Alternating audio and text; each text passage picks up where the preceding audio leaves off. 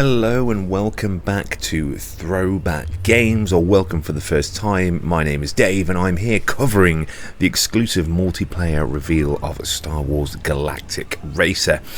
We were lucky enough to be invited down to London to give this a playtest, as well as the single player, which you can see on an early video on the channel.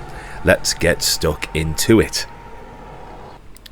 Now, I told you the customization was good, and it still is very good here. Separate your racer from the rest of the pack. Again, here you can pick between the land speeder, the speeder bike, or the skimmer, the brand new entry into a Star Wars vehicle.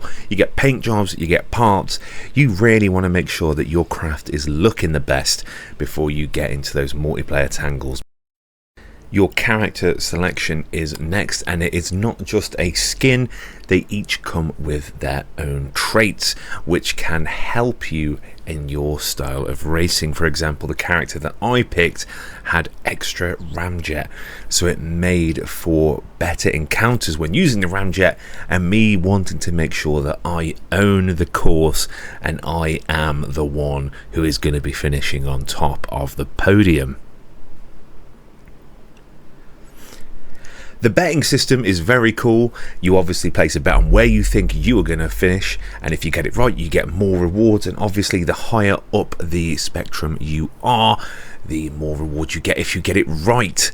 And obviously here you can also mark other people for one-on-one races within the race.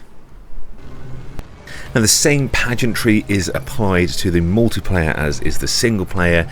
It looks great, and most importantly, it plays great. Multiplayer takes place over 4 initial rounds in your speeders, and through rounds 1 to 4 you are trying to finish at the top of the board, or as high up the board as you can, so you can afford better parts for your ship. Much like you do in the single player, you can spend these parts upgrading stuff like resistance, turning, ramjet, boost, stuff that you feel will come in handy towards your own personal racing style. And it also means that each race you play is going to be a bit different, because the rewards you get at the end of the race are never the same.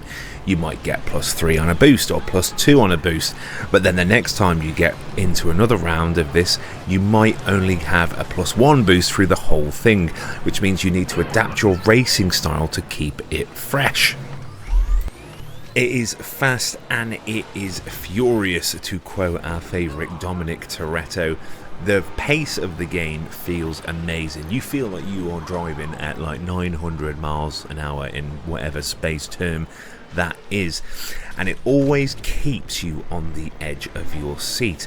You might be far out in front, but somebody round in second or third might have already upgraded their boost and their engine speed to make sure they might be a bit quicker than you without any assistance.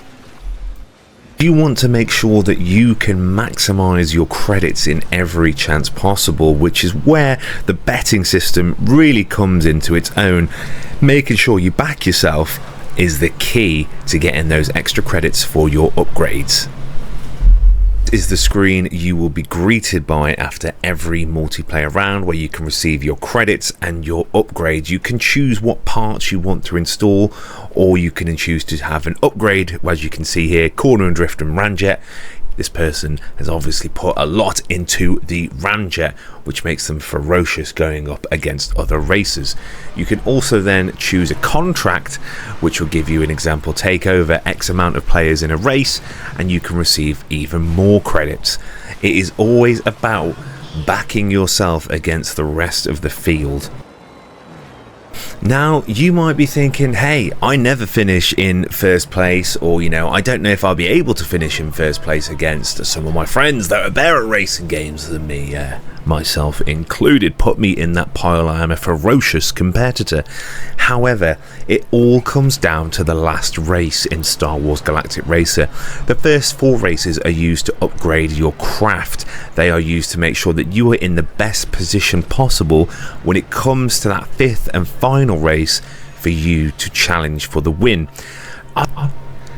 And when this was first introduced, I wasn't totally sure and I wasn't totally sold on it, if I'm honest, but playing it in a group of people and understanding how it works, I am now 100% on board for this being a totally unique and different every time multiplayer experience. It doesn't matter if you're consistently finishing at the top, it doesn't matter if you're consistently finishing at the bottom, because when you get to that final race, it is anyone's game. And it really did create a sense of tension where even the underdog who had possibly finished at the bottom of the board could change the race's outcome completely.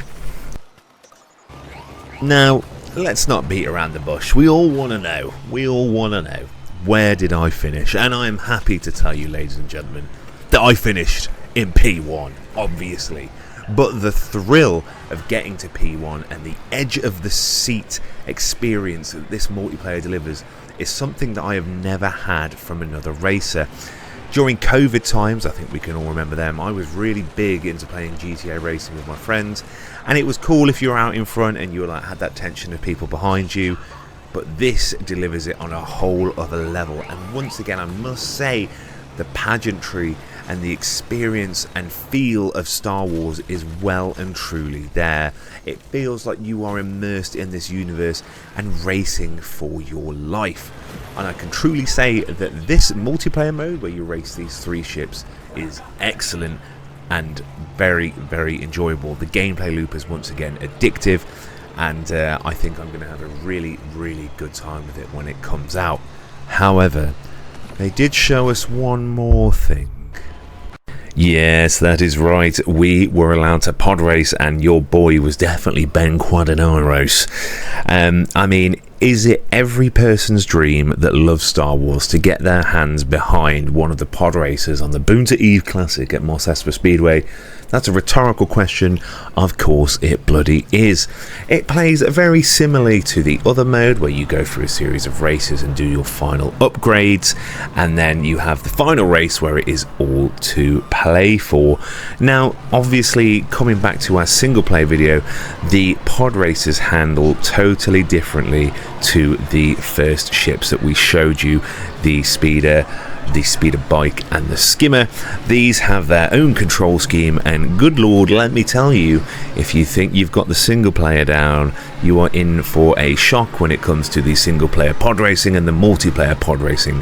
However, let me just say this, being in a room with fellow Star Wars fans racing on the Boonta Eve Classic as some of the galaxy's favourite pod racers, who have all aged, by the way.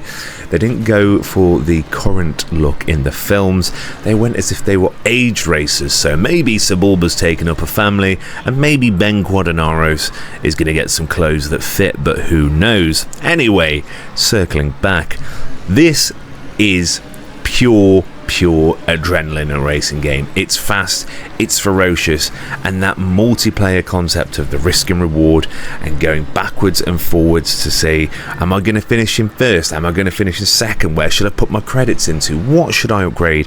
Is something that is very, very, very addictive. And that about rounds up our multiplayer preview of Star Wars Galactic Racer, launching on October the 6th. Obviously, if you've liked what you've seen, please don't forget to drop us a subscribe or a follow. We're over here on YouTube, we're on TikTok, we're on all that sort of thing. But most importantly, I just want to finish off by saying it's very nice to have a Star Wars game that is so full of love and care, and I think Fuse Games have really smashed it out of the park. And I think every Star Wars fan is in for a real treat when they play this on October the 6th.